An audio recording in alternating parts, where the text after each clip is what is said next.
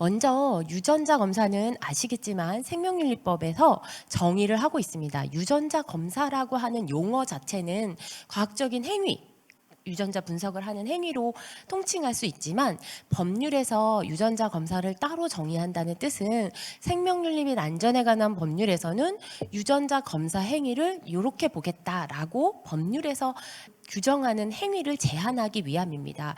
그래서 생명윤리법은 유전 정보를 분석하는 모든 행위라고 하지 않고 인체 유래물로부터 개인의 유전 정보를 얻는 행위로서 그 목적을 개인의 식별 또는 질병과 관련한 예방진단 치료 등을 위해서 하는, 즉 목적과 행위가 같이 성립해야 생명윤리법에 따른 유전자 검사다라고 정의를 했습니다.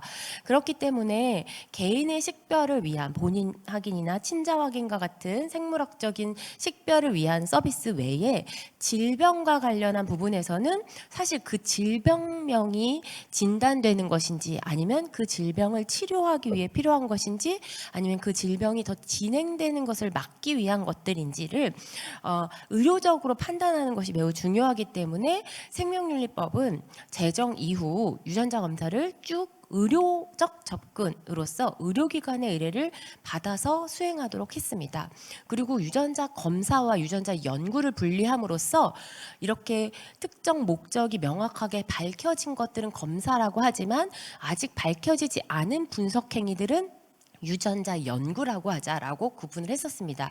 근데 이제 2013년도 생명윤리법이 전부 개정되면서 유전자 연구냐 비유전자 연구냐가 중요한 게 아니라 인체 유래물이 보존되면 언제든지 분석 행위가 가능할 수 있기 때문에 유전자 연구를 인체 유래물 연구라고 더 넓게 정의하면서 사실상 유전자 검사냐 아니면 인체 유래물 연구냐라고 하는 것으로 구분이 되도록 그렇게 마련이 되었습니다. 근데 이렇게 유전자 검사와 관련한 환경은 계속 증가하고 있습니다. 생명윤리법이 제정되었던 2004년에 휴먼 게놈 맵 프로젝트가 완성이 되고 난 이후에는 계속 관심을 가지고 성장할 것이라고 예측은 했지만 4세대 유전자 검사법이 개발되고 또 관련한 컴퓨터 반도체 기술 같은 것들이 급증하고 보존 기술, 전송 기술 등이 빠르게 발전을 하면서 유전체 분석 시장도 그 비약적인 발전을 거듭했습니다.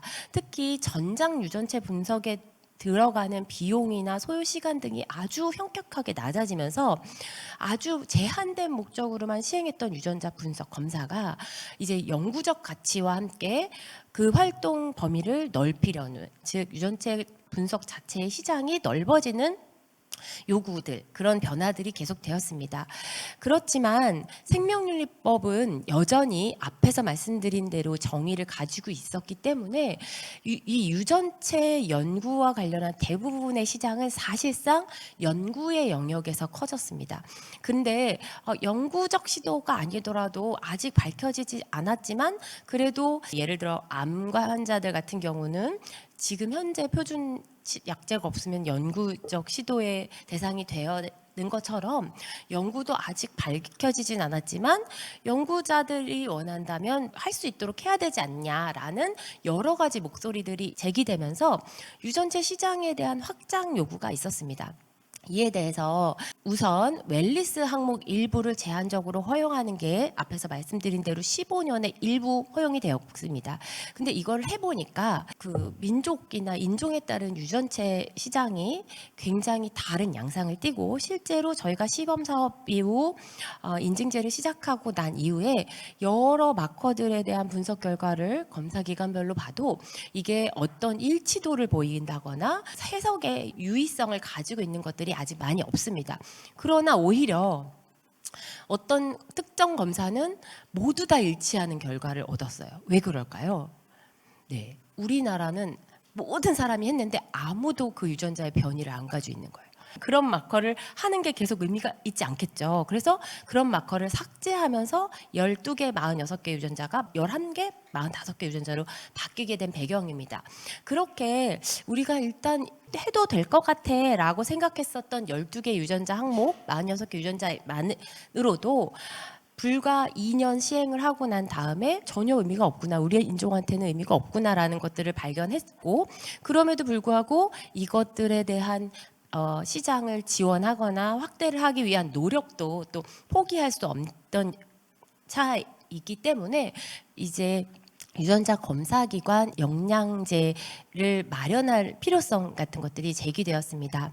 그러나 생명윤리법은 근본적으로 유전자 검사라고 하는 행위 자체가 막 아무에게나 열려있는, 유전자 분석을 할 수 있으면 다 되는 것이 아니라 기본적으로 과학적 증명이 좀 어느 정도 되어야 검사 대상자를 오도할 우려가 없다고 생각하고 있습니다. 때문에 유전자 검사의 정의상 질병과 관련해서 너무 의도하거나 과학적 증명이 안 된 불확실한 사항을 검사 대상자에게 안내하는 것은 제한하고 있는 것이 생명윤리법입니다.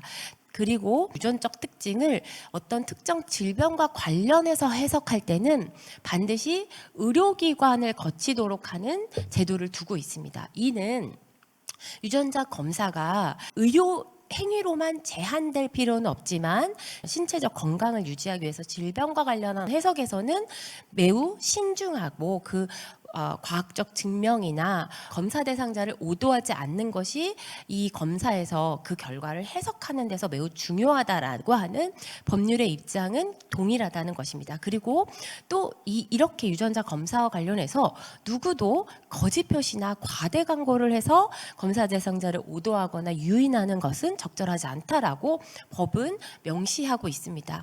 때문에 이러한 유전자 검사의 정의와 이런 제한하고 있는 법률의 방향 안에서 웰니스, 소비자들에게 도움이 될 만한 항목들을 제한적으로 시행하는 것이 타당하다고 보았습니다. 그래서 요 앞에서 의료기관의 의뢰를 받지 않아도 되는 질병의 예방과 관련해서, 그러니까 질병이 더 이상 발병이 되거나 뭔가 빠르게 이렇게 가는 게 아니라 내가 미리, 아직 지금은 건강하지만 그 질병에 걸리지 않도록 미리 내가 도움을 받을 수 있는 어떤 유전자 검사라면 보건복지부 장관이 필요하다고 인정하는 경우에 시행을 할 수 있도록 하자라고 하는 방향이 정해졌고, 이에 따라서 50조 3항 제2호에 따른 검사를 소비자 대상 직접 유전자 검사라고 정의하고, 이를 위해서는 검사기관이 보건복지부 령으로 정하는 시설 및 인력 등을 갖추고, 그리고 그 검사의 항목이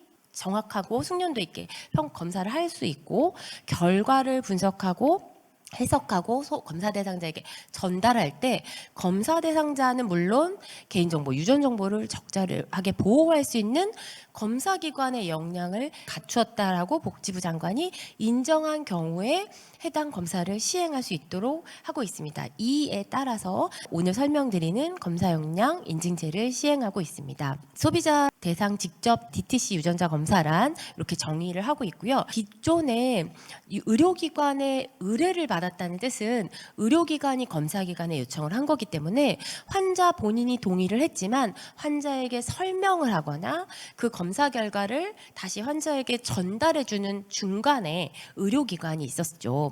근데 이제 그 의료기관이 아닌 소비자와 검사기관이 직접 설명을 하고 그 검사를 시행하도록 동의를 받고 그 결과를 전달해주는 직거래가 가능해지는 상황이기 때문에 이 검사의 판매와 관련된 모든 책임을 이 법적인 신고 또는 인증을 받은 해당 유전자 검사기관에게 확인하고 그 기관에게 그런 역량을 갖추도록 본 제도는 요청을 하고 있습니다.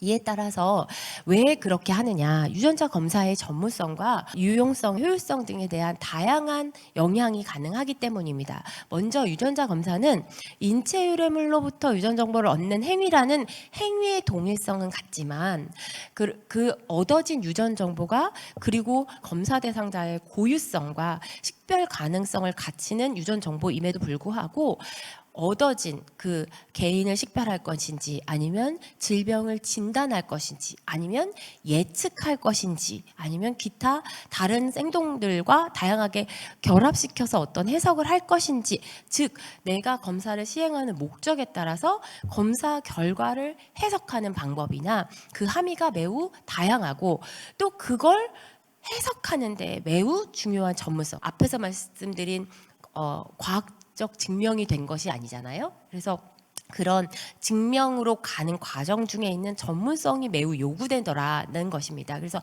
이러한 불확실성을 포함한 시장에서 소비자를 안전하게 보호하기 위한 조치로 앞에서 말씀드린 검사기관의 역량을 확인하는 것이 DTC 유전자 검사 서비스에서는 중요한 역량으로 대두가 된 것입니다.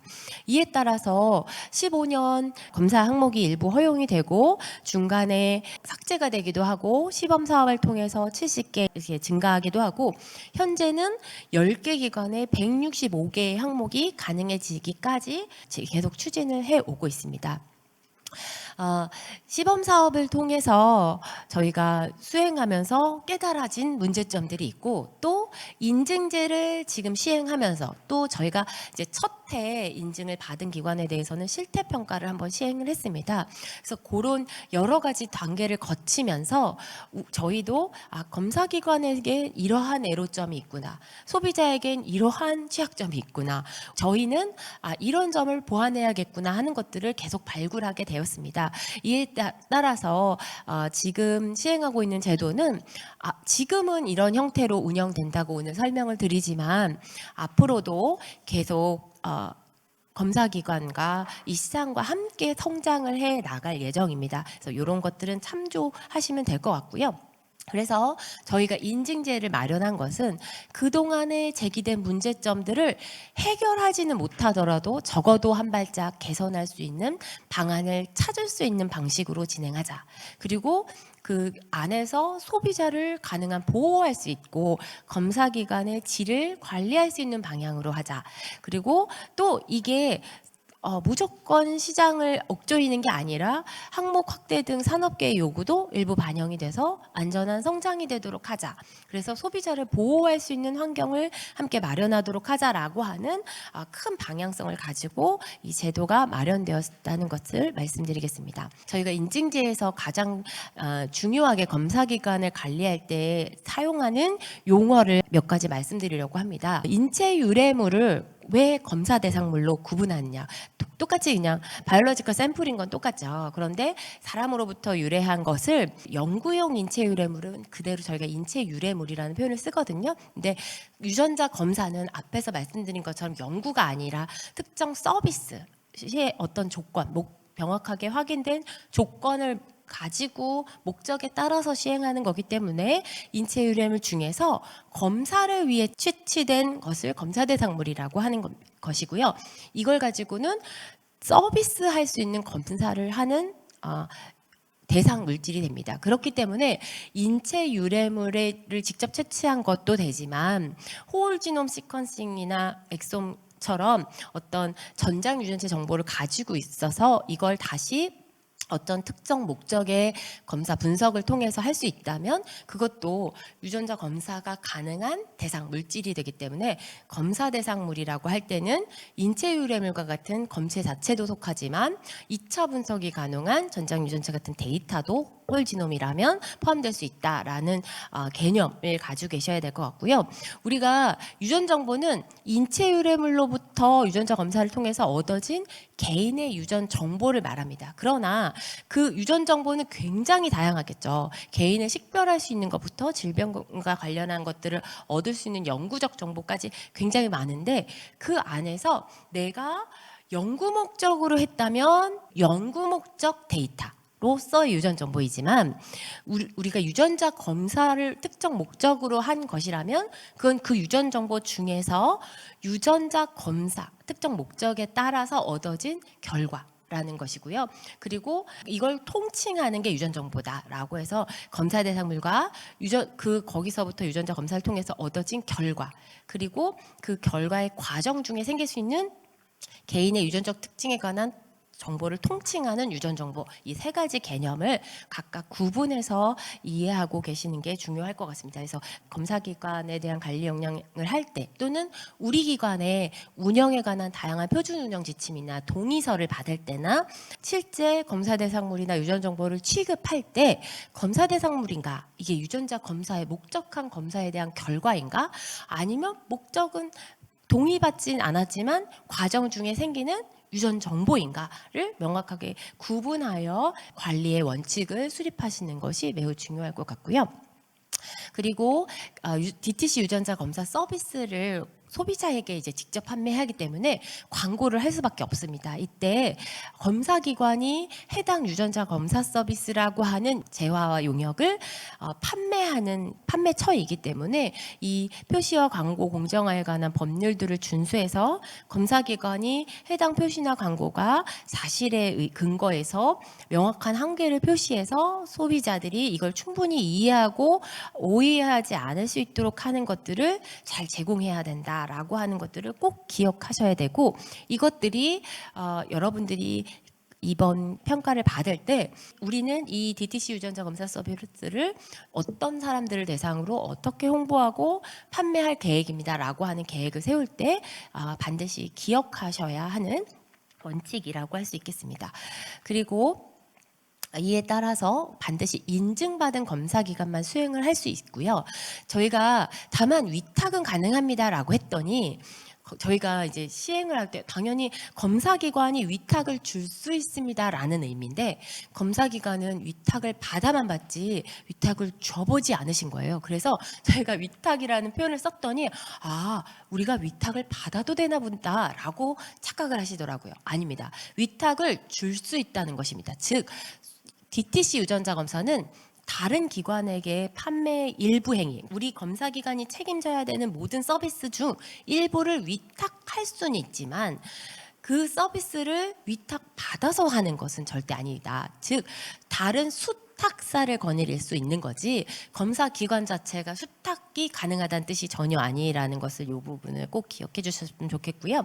그래서 우리 검사기관이 다 해야 하지만 그중에 일부 불가한 것들을 수탁사를 두고 위탁을 줄 수 있다라고 하는 용어를 반드시 기억해 주셔야 됩니다. 다만 수탁사에 대해서 위탁기관으로서의 책임과 의무를 다하고 그거를 반드시 문서로서 기관을 관리해야 된다라는 것들을 기억하실 필요가 있습니다. 이에 따라서 다음 시간에 안내해드릴 인증의 기준들은 이런 8가지 기준들이 되겠습니다. 크게는 기관 자체의 기관 관리와 조직 관리, 검사실을 비롯한 인력 관리들을 평가하고, 실제 DTC 유전자 검사 서비스 항목에 대해서 어떤 항목을 어떤 목적으로 광고해서 어떻게 동의받아서 검사를 수행해서 질을 유지할 것인가에 대한 검사 관리를 평가하고, 마지막으로 결과를 해석해서 전달하고 그 이후의 결과지 전달 관리나 소비자들이 이후 제기하는 문제 제기나 이의 제기나 기타 만족도 같은 것들에 대한 사후 관리, 환류 체계를 마련하는지에 대해서 3가지 영역으로 평가를 하게 되어 있습니다. 나머지 평가 방법과 절차는 이 이후 시간에 다시 상세히 말씀드릴 것이기 때문에 자료집을 참조해 주시면 좋겠습니다. 본 제도는 복지부 장관이 인증을 하는 것이지만 저희 기관에서 해당 업무를 위탁받아서 수행을 하고 있고요. 저희 기관 자체의 전문성으로 충분히 커버되지 않기 때문에 인증심사위원회, 장관이 축을받은 인증심사위원회와 다양한 전문성을 가진 항목검토 전문가들을 자문단과 위원회로 위촉하여 운영을 하고 있습니다. 현재는 저희 생명률센터 내 정책연구부 안에서 DTC 인증관리팀에서 해당 업무를 담당하고 있습니다. 인증심사위원회의 역할로 참조하시면 되겠고요.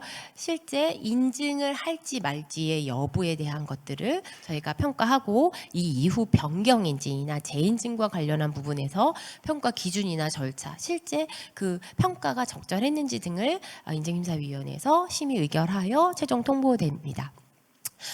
인증제가 추진된 결과는 지금 1차, 2차, 3차 인증제까지 총 10개의 기관에 대해서 165개의 항목이 허용돼 있고, 지금 인증을 받은 기관에 대해서는 일부는 아직 소비자를 대상으로 한 실적을 확인하지 않은 상태에서 조건부 성격의 인증을 주었기 때문에 인증 후 1년이 되는 시점에 실태평가를 받는 방식으로 해서 인증기관을 지속적으로 관리하고 있습니다.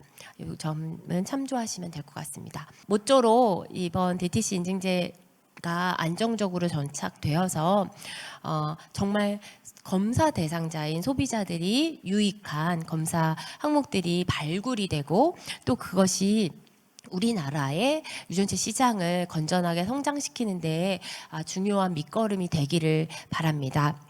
그리고 또 소비자에게도 다양한 우려의 목소리가 있는 것이 사실입니다. 이 검사기관에서 다른 데서 이렇게 파는 거 아니냐, 막 이런 얘기들도 있다고 합니다. 근데 이렇게 우려가 아니라 신뢰를 가질 수 있는 안전한 유전정보 활용의 기반을 이끌어가는 제도가 되기를 바랍니다. 이상으로 설명을 마치도록 하겠습니다. 감사합니다.